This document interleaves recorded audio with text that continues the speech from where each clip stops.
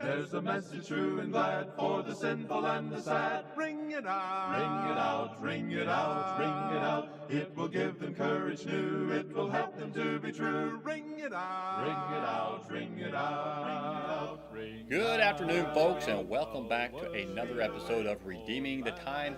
I'm your host, Chris Macy, and I am the minister here with the North Valley Church of Christ. Well, I just finished doing the first introduction lesson for the Elijah series. And, when I started this, I thought, well, I can get from chapter 11 all the way to chapter 16 in one 10-15-minute video.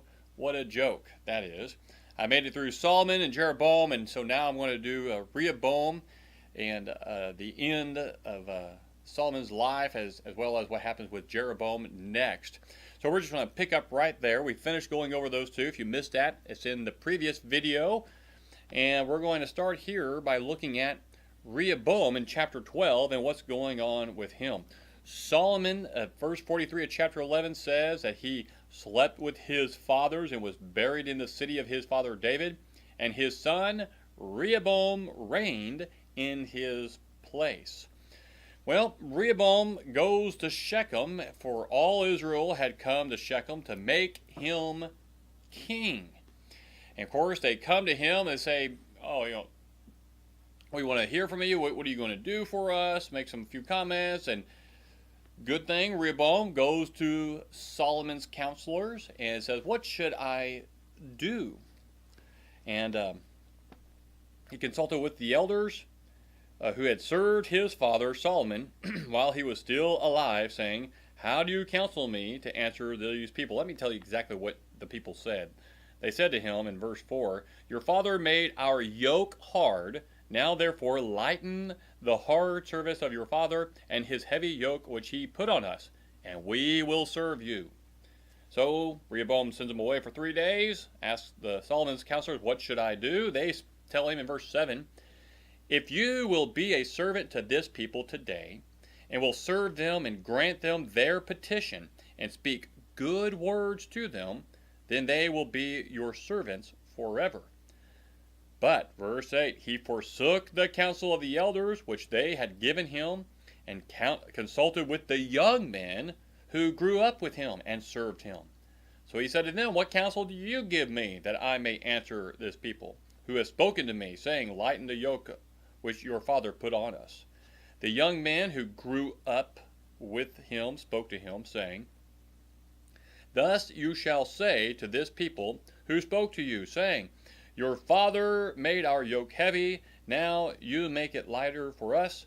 But you shall speak to them, my finger is thicker than my father's loins. Whereas my father loaded you with a heavy yoke, I will add to your yoke. My father disciplined you with whips, but I will discipline you with scorpions. Then Jeroboam and all the people came to Rehoboam on the 3rd day, as the king had directed, saying, return to me on the 3rd day. The king answered the people harshly, for he forsook the advice of the elders which they had given him. Why in the world would he do that? I mean, if you give any consideration to saying those things these young men and servants of his that he grew up with told him, you would know that's not a good idea. Unless you were raised with this mentality that you deserve to be king. And then he makes that statement, my finger is thicker than my father's loins. He has a shadow in his mind to overcome. He needs to look bigger and better and greater than his dad. He's not worried about looking good before the father. He's worried about looking good before everyone else, that he's bigger and better than the person prior to him, his dad. You thought he was smart? I'm smarter. You think he was hard? I'm harder. And he thinks he's entitled to the kingship. And these people will just accept what he says because they have to. He's the king, right? Except that's not what happens. The people reject it. They say, oh, Israel, all men, back to your tents. In other words, they're not going to work. No more working. We're not going to be your forced labor. We're not going to work for you. We're not paying your taxes, in essence. And in verse 18, King Rehoboam sent Adoram, who was over the forced labor, and all Israel stoned him to death. And King Rehoboam made haste to mount his chariot to flee to Jerusalem. So Israel has been in rebellion against the house of David to this day. And after that, Rehoboam becomes king of the south of Judah, that we call Judah. And in the north, they put Jeroboam, the son of Nebat, in as king instead. And you remember what the Lord told him through his prophet? He said, if you do all that I say, hold to my commandments, I will give you whatever you desire. Whatever you desire. But he was worried that he was going to lose these people back to Judah when they go down to Jerusalem to worship the God of heaven, and that they may not come back. So he set up in Dan and in Bethel idols and said, told the people of Israel, Lord, behold, your God, Jehovah, who brought you out of the land of Egypt. But it was an idol. It was not God. And of course they kept this, and the generations after this keep this, all the way up until even when that woman at the well was talking with Jesus and she asked him that question, I perceive you're a prophet. Who's right? Us, the Samaritans, who worship in this mountain up in Samaria, or the Jews who worship in Jerusalem? Who's right? Well, first, let me tell you what's going to happen. And then secondly, the Jews are right. That's what Jesus says. And so the kingdom divides. You have the northern kingdom of Israel. You have the southern kingdom of Judah. Sorry about that. I was looking at the time. I need to put a clock over here so I can see how long I've been recording. It's only been about 7 minutes. And so they've been divided. They're now divided. And from this point going forward, I got it right here in my notes. It just gets worse and worse. In the northern kingdom, Jeroboam reigns for 22 years. His son Nadab reigns for only 2 years. Now Jeroboam goes completely against God, puts up those idols, starts doing detestable things and being evil in the sight of the Lord. So God lets him know that you're going to lose this, what I'm giving you. I'm going to take it from your son, and I'm going to wipe out your entire line. Your family history tree is gone, and that's going to happen under Nadab. He reigns for only 2 years. Baasha, the son of Ahijah, in chapter 15, verse 27, becomes the next king, and he is the one that takes out the house of Jeroboam. He reigns for 24 years. He does evil in the sight of the Lord. Elah, his son, reigns for 2 years. He does evil. Zimri, his servant, no, not his son, but Elah's servant, takes over. He reigns only for 7 days because of how he killed him, Elah, to take control.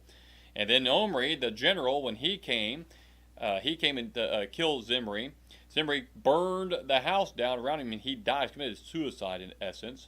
Omri and Tibni, another general, have a little civil war. Omri wins in chapter 16, reigns for 12 years. He establishes Samaria, buys it from a fella, names it after him, and that becomes the centerpiece of the northern kingdom. And after Omri, his son Ahab becomes king, who will reign for 22 years, and that's in chapter 16, verse 28. And Ahab marries a girl named Jezebel, a foreigner, and her dad is one of the priests of Baal. Was one of the priests of Baal. He's now the king up in the Sidonians up north, but he was at one time one of the great priests, or one of the high priests of Baal. And she comes down, marries Ahab. That's a strategic marriage on Ahab's part. Politically and worldly, Ahab is a phenomenal king. Some commentators say he was weak and that Jezebel was the one who was really running things. I don't see that.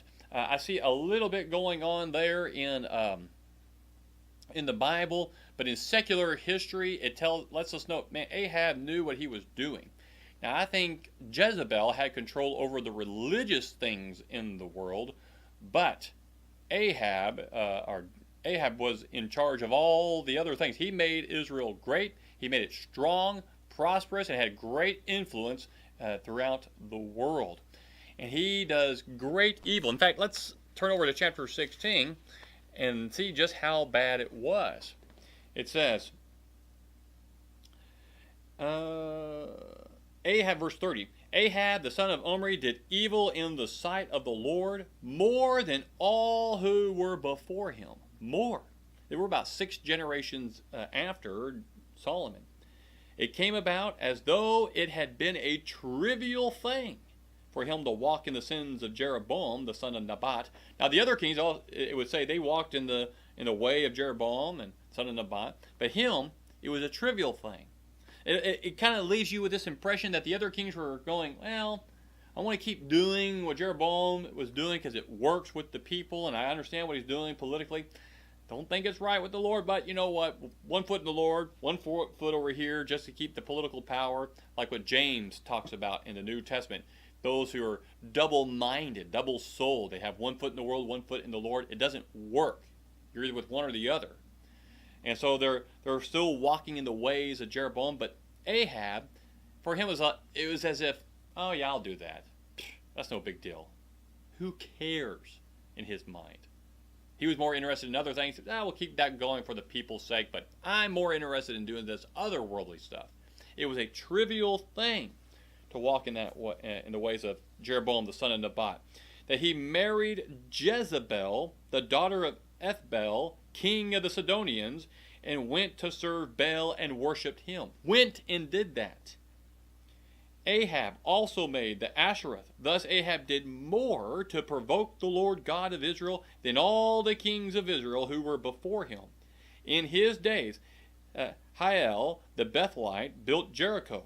He laid his foundations with the loss of Abraham, his firstborn, and set up its gates with the loss of his youngest son, Segub, I think is how you say it, according to the word of the Lord, which he spoke by Joshua, the son of Nun.